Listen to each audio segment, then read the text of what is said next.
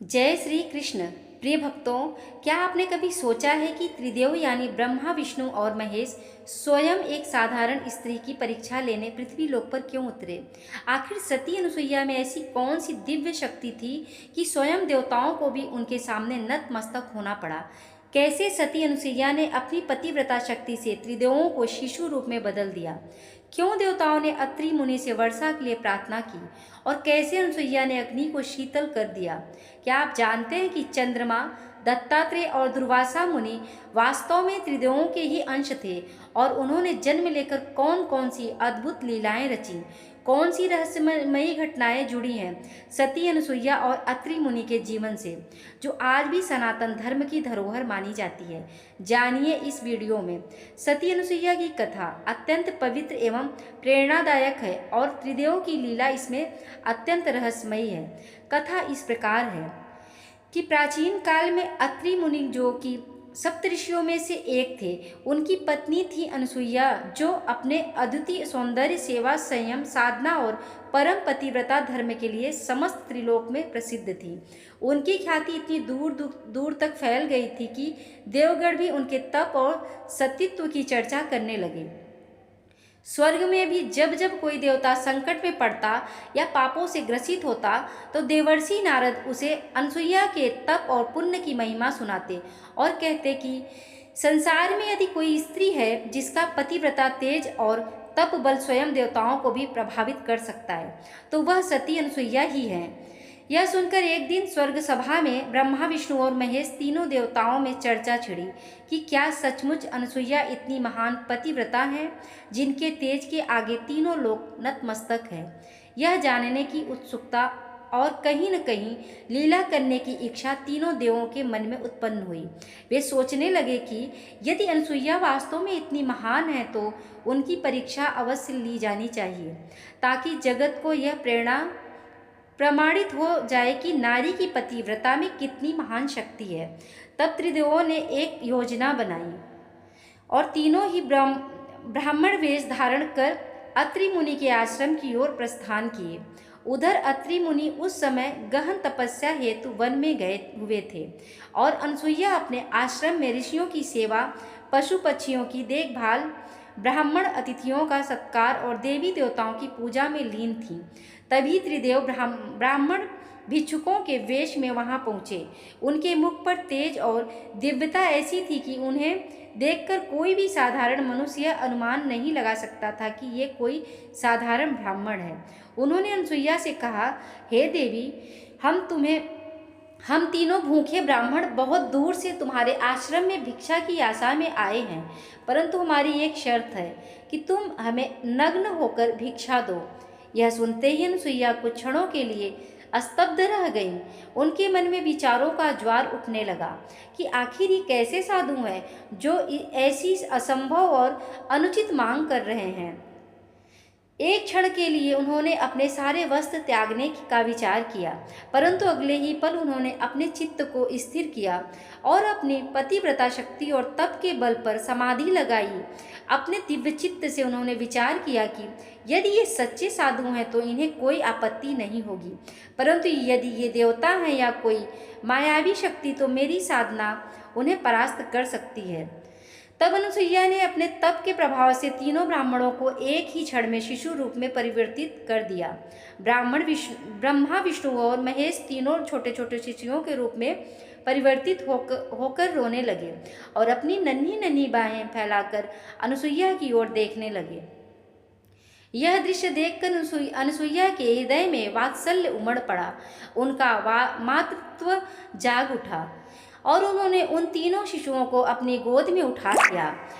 अपनी ममता से उन्होंने पुचकारा और उन्हें दुग्धपान कराया और बिना किसी लज्जा या भय से भिक्षा दी। उनका सतीत्व और पतिव्रता तेज उस समय दिव्य आभा की तरह उनके चारों ओर चमक रहा था। तभी आश्रम लौटे अत्रि मुनि ने देखा कि उनकी पत्नी की गोद में 3 दिव्य शिशु खेल रहे हैं। अत्रि मुनि ने ध्यान से देखा और अपनी दिव्य दृष्टि से जान लिया कि ये कोई साधारण शिशु नहीं बल्कि स्वयं त्रिदेव ही है।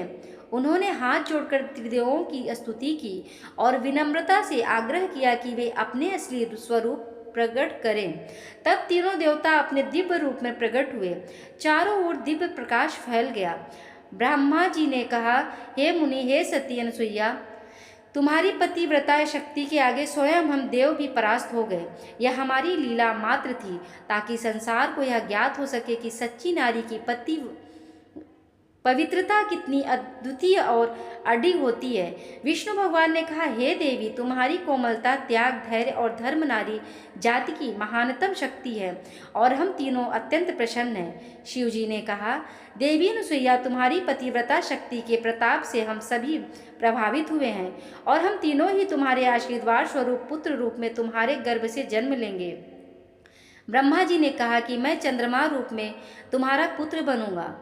विष्णु जी ने कहा कि मैं दत्तात्रेय रूप में जन्म लूंगा और शिव जी ने कहा कि मैं दुर्वासा मुनि के रूप में तुम्हारा पुत्र बनूंगा। यह सुनकर अनुसुईया और अत्रि मुनि भाव विभोर हो गए और उन्होंने त्रिदेवों का धन्यवाद किया। तत्पश्चात त्रिदेव अंतर्ध्यान हो गए और चारों ओर पुनः सामान्य वातावरण हो गया। इस घटना की चर्चा चारों दिशाओं में फैल गई। देवता, गंधर्व, अप्सराएं और ऋषि मुनि सभी अनुसुईया के आश्रम में उनके दर्शन करने और उनके सतीत्व की महिमा सुनने के लिए आने लगे। ऋषियों ने कहा कि यह लीला केवल त्रिदेवों की परीक्षा नहीं थी, बल्कि संपूर्ण सृष्टि को यह सिखाने के लिए थी कि यदि मन और आत्मा पवित्र हो, नारी का चरित्र अडिग और निर्मल हो, तो स्वयं देवता भी उसकी शक्ति के आगे नतमस्तक हो जाते हैं। जब त्रिदेवों ने अनुसुईया और अत्रि मुनि को आशीर्वाद दिया कि वे उनके पुत्र रूप में जन्म लेंगे, तब वह दिव्य क्षण समय के गर्भ में अपने परिणाम की ओर बढ़ा। कुछ काल बीता और अनुसुईया के गर्भ से 3 महापुरुषों का जन्म हुआ, जिनका नाम क्रमशः चंद्रमा, दत्तात्रेय और दुर्वासा रखा गया। सबसे पहले चंद्रमा का जन्म हुआ, जो ब्रह्मा जी का अंश माने गए और जिनकी ज्योति और शीतलता ने तीनों लोकों को आलोकित कर दिया।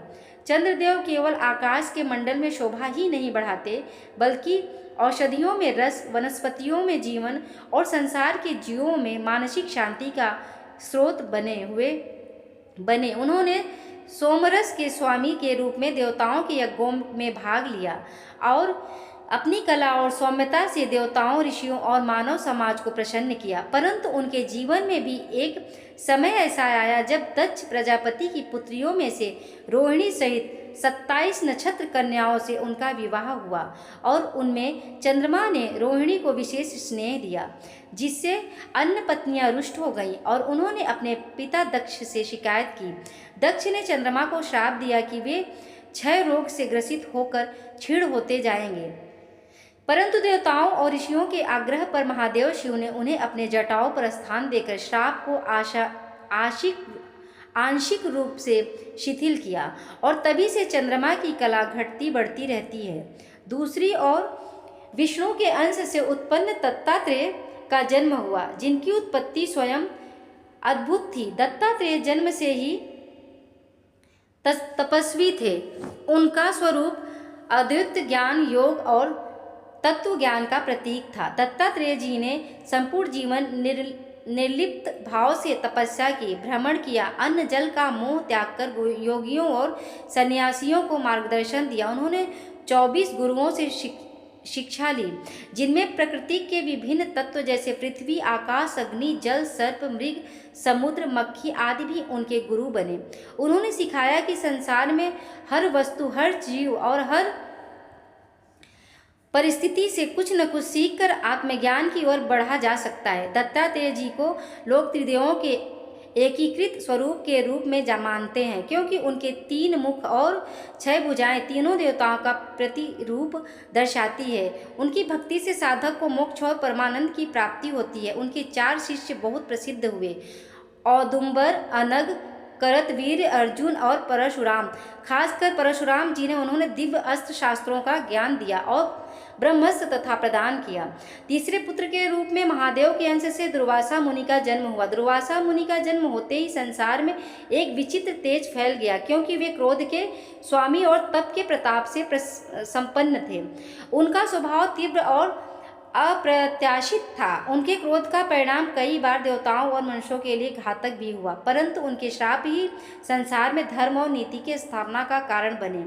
एक बार दुर्वासा मुनि ने इंद्र को एक दिव्य माला दी, जिसे इंद्र ने अपने एरावत हाथी के माथे पर डाल दिया। एरावत ने उसे गिरा दिया और पैरों तले कुचल दिया। यह अपमान देखकर दुर्वासा मुनि ने इंद्र को श्राप दे दिया कि उसका ऐश्वर्य और साम्राज्य नष्ट हो जाएगा।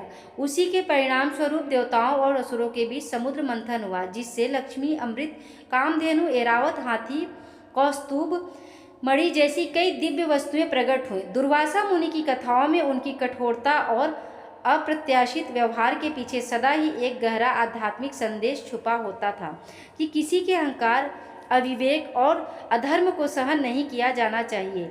एक और कथा में दुर्वासा मुनि माता सीता के दर्शन हेतु रामेश्वरम पहुँचे और लक्ष्मण को आदेश दिया कि किसी भी दशा में उनकी गोपनीय वार्ता में विघ्न न डाले। लेकिन जब श्री राम को दरबार में एक गुप्त आपात सूचना मिली तो लक्ष्मण ने मर्यादा तोड़कर दुर्वासा को सूचना दी, जिससे दुर्वासा प्रसन्न हुए। परंतु श्री राम को वचन के अनुसार लक्ष्मण का त्याग करना पड़ा, जिससे लक्ष्मण का देह त्याग हुआ। इस प्रकार दुर्वासा मुनि के जीवन में एक और तपस्या और दिव्यता भी थी, तो दूसरी ओर उनका क्रोध लोक व्यवस्था और धर्म की रक्षा का साधन बना।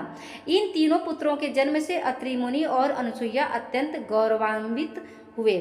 उनके आश्रम का वातावरण दिव्य हो गया। चारों ओर ऋषि मुनियों, देवताओं और साधकों की भीड़ रहने लगी। सब लोग तीनों दिव्य संतानों के दर्शन और आशीर्वाद की अभिलाषा लेकर आश्रम में आते। अनुसुईया की कीर्ति चारों दिशाओं में और भी अधिक फैल गई और नारी शक्ति की महिमा का गान संपूर्ण पृथ्वी पर गूंजने लगा। त्रिदेवों की यह लीला और उनकी संतानों के अवतार केवल एक परिवार की कथा नहीं थी, बल्कि समस्त सृष्टि को यह सिखाने के लिए थी कि नारी के सतीत्व, त्याग और तप में इतनी शक्ति है कि स्वयं त्रिदेव भी उसके ऋणी हो जाते हैं और उसके गर्भ से जन्म लेकर संसार का कल्याण करते हैं।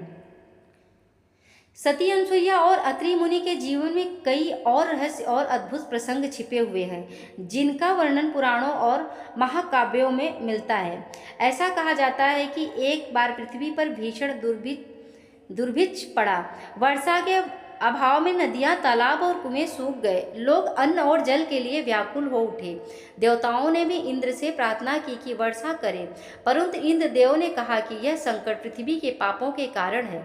तब सब देवता अत्रि मुनि के पास पहुंचे और उनसे इस संकट का उपाय पूछा। अत्रि मुनि ने अपनी तपस्या के बल पर आकाश में दृष्टि डाली और अपने ध्यान के प्रभाव से वर्षा कराने का संकल्प किया। परंतु तभी अनुसुईया ने कहा कि हे स्वामी, पृथ्वी के पापों को बिना दूर किए वर्षा नहीं हो सकती। तब उन्होंने और अत्रि मुनि ने मिलकर एक विशेष यज्ञ का आयोजन किया, जिसमें अनुसुईया ने अपनी पतिव्रता शक्ति का प्रयोग करते हुए स्वयं को अग्नि में समर्पित कर दिया। परंतु अग्नि उन्हें जला न सकी, बल्कि अग्नि शीतल हो गई और उनसे दिव्य सुगंध और अमृत वर्षा होने लगी। उसी क्षण आकाश में बादल उमड़ पड़े और झमाझम वर्षा होने लगी। इससे पृथ्वी पर फिर से हरियाली लौट आई और लोग अनसुईया और अत्रि मुनि की जय जयकार करने लगे। एक अन्य कथा के अनुसार एक बार अत्रि मुनि गहन तपस्या कर रहे थे। इतनी कठोर तपस्या कि उनके शरीर पर चींटियों के बिल बन गए। वृक्षों की जटाओं ने उन्हें घेर लिया। तब स्वयं ब्रह्मा, विष्णु और महेश वहां प्रकट हुए और अत्रि मुनि से कहा कि हे मुनिवर, तुम्हारे तप से हम अत्यंत प्रसन्न हैं, कोई वरदान मांगो। तब अत्रि मुनि ने कहा कि मेरी पत्नी अनसुईया सदा सतीत्व में अचल रहे और मैं ऐसा तेज प्राप्त करूं जिससे संसार को कल्याण का मार्ग दिखा सकूं। त्रिदेवों ने कहा तथास्तु, और तब अत्रि मुनि को ब्रह्म तेज प्राप्त हुआ, जिससे वे त्रैलोक्य में सर्वश्रेष्ठ ऋषियों में गिने जाने लगे। एक और रहस्यमयी कथा कहती है कि एक समय जब देवताओं और दानवों में भीषण युद्ध हुआ, तब दानवों के गुरु शुक्राचार्य ने मायावी राक्षसों को अमरता का मंत्र सिखा दिया। इससे देवता हारने लगे। तब देवता अत्रि मुनि के पास गए और उन्हें संकट बताया। अत्रि मुनि अपने दिव्य दृष्टि से देखा और अपनी साधना की शक्ति से वह अमरता का मंत्र ही लुप्त कर दिया, जिससे दानव फिर से मारे जाने लगे। इस पर शुक्राचार्य स्वयं अत्रि मुनि के पास आए और उनसे अपनी विद्या लौटाने की विनती की। तब अत्रि मुनि ने कहा कि यह विद्या केवल धर्म और न्याय के लिए उपयोग में लाई जा सकती है। अन्यथा नहीं। इस प्रकार उन्होंने देवताओं की रक्षा की। सती अनसुईया के जीवन में भी एक और गहरा रहस्य छुपा है कि उन्हें देवी लक्ष्मी, पार्वती और सरस्वती ने स्वयं दर्शन देकर कहा था कि हे देवी, हम तुम्हारे सतीत्व से अत्यंत प्रसन्न हैं। हम तीनों ही त्रिदेवों की अर्धांगिनी है, परंतु तुम्हारी पतिव्रता शक्ति इतनी महान है कि त्रिदेव स्वयं तुम्हारी परीक्षा लेने को बाध्य हुए। हम चाहती हैं कि हमें भी तुम्हारी बहन का स्थान दो। तब अनसुईया ने हाथ जोड़कर कहा कि आप तीनों ही माता मेरी बहन समान है। तब तीनों देवियां प्रसन्न होकर उन्हें आशीर्वाद दिया कि तुम्हारे नाम का स्मरण करने मात्र से स्त्रियों को पतिव्रता धर्म में अडिग रहने की शक्ति मिलेगी और संतान सुख की प्राप्ति होगी। यह भी कहा जाता है कि अत्रि मुनि और अनसुईया के तप से ही पृथ्वी पर चंद्रवंश की कीर्ति बढ़ी, क्योंकि चंद्रमा उनके पुत्र थे और उनसे ही आगे सोमवंश का विस्तार हुआ, जिसमें यदु, कुरु, पांडव और भगवान श्री कृष्ण तक का वंश चला। इस प्रकार सती अनसुईया और अत्रि मुनि का जीवन केवल ऋषि दंपत्ति की कथा नहीं, बल्कि संसार को धर्म, तप, त्याग और सतीत्व का आदर्श सिखाने वाला दिव्य इतिहास है, जिसके अनेक रहस्य आज भी सनातन संस्कृति की धरोहर है और अनंत काल तक लोगों को प्रेरणा देते रहेंगे। इस प्रकार सती अनसुईया की कहानी केवल अतीत का प्रसंग नहीं, बल्कि वर्तमान और भविष्य के लिए नारी की महिमा का अमिट संदेश है, जो अनंत काल तक लोगों को प्रेरणा देता रहेगा। इस कथा का संदेश है कि नारी केवल कोमलता और सौंदर्य की प्रतीक नहीं, बल्कि उसमें ऐसी अपार शक्ति छुपी होती है कि वह संसार की सबसे कठिन परीक्षाओं को भी सहजता से पार कर सकती है। यही कारण है कि आज भी सती अनसुईया का नाम श्रद्धा और आदर से लिया जाता है।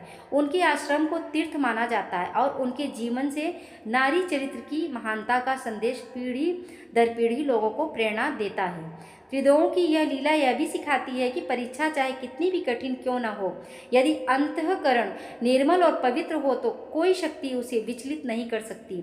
इस प्रकार सती अनसुईया की परीक्षा और त्रिदेवों की लीला अनंत काल तक संसार में नारी के सम्मान और सतीत्व की महिमा का गान करती रहेगी। तो मित्रों, सती अनसुईया और अत्रि मुनि की यह अद्भुत कथा हमें यह सिखाती है कि नारी में कितनी अपार शक्ति, धैर्य और दिव्यता छिपी होती है, जिसकी परीक्षा स्वयं देवता भी लेने को बाध्य होते हैं। और यदि मन और आत्मा पवित्र हो तो संसार की कोई भी बाधा हमें विचलित नहीं कर सकती। सती अनसुईया का जीवन हमें यह संदेश देता है कि नारी केवल कोमलता और सौंदर्य की ही प्रतीक नहीं, बल्कि उसमें संपूर्ण सृष्टि को बदलने की शक्ति समाहित होती है। आशा है यह कथा आप प्रेरणा और आस्था से भर गई होगी। अगर यह कहानी आपको पसंद आई हो तो इसे लाइक करें, अपने विचार कमेंट में ज़रूर लिखें और ऐसी ही और भी अद्भुत पौराणिक कथाओं और रहस्यों के लिए हमारे चैनल को सब्सक्राइब करना ना भूलें। और हाँ, कमेंट में जय श्री कृष्णा ज़रूर लिखें। धन्यवाद।